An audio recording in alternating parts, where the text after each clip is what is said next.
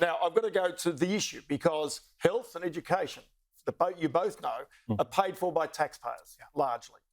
Okay? So as a result, the way in which that's paid for is by people working, paying taxes, and companies making profits and therefore paying taxes. And I want to go to Australia's lack of competitiveness. We're used to having competitive sporting teams. The same is true for our economy. To fund all the services we need competitive businesses, making money, employing people, paying taxes. You've talked about this. You've talked about it as well. Now, quickly, I want to have a look at this. Corporate tax rates around the world. Now, I note small and medium-sized businesses in Australia are 25%, but look, Australia for big business, 30%, UK 25%, Europe 21%, USA 21%, give or take, Singapore 17%. Problem is right now, with America, what Donald Trump is doing, businesses, Australian businesses, picking up their money and they're going overseas. What I want to do is what you're going to do to make Australia more competitive. Can you bring down that corporate tax rate?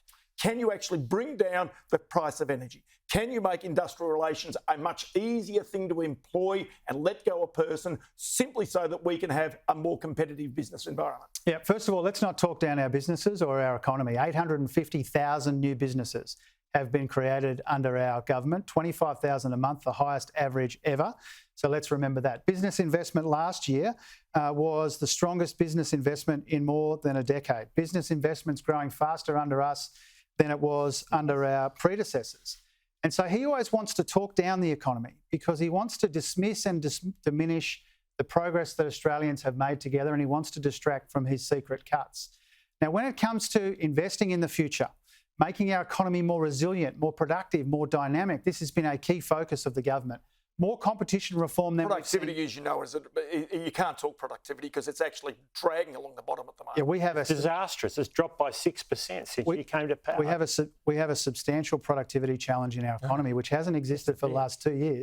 It's existed for the last 2 decades. The worst decade for productivity growth was the teens, and they were in government.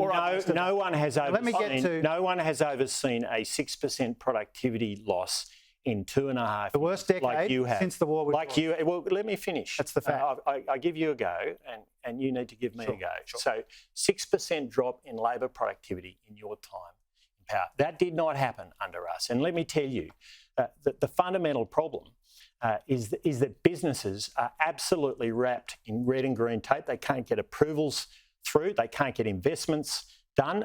They've got regulators pouring all over them, regulators that have far more people in them than when you came to power, 41,000 additional public servants and many good people in the public service. But let me tell you, Jim. So you are going to cut. Let me, Jim, we've been clear about that. Let me be clear that you have allowed those regulators to grow topsy, and businesses, as a result, are struggling to make investment. Business investment down at 12% as a proportion of GDP, the lowest since the early 1990s. Now, how do we fix this, Ross? And this is the right question. I'd like to have a crack at that. Absolutely. Well, just let me finish.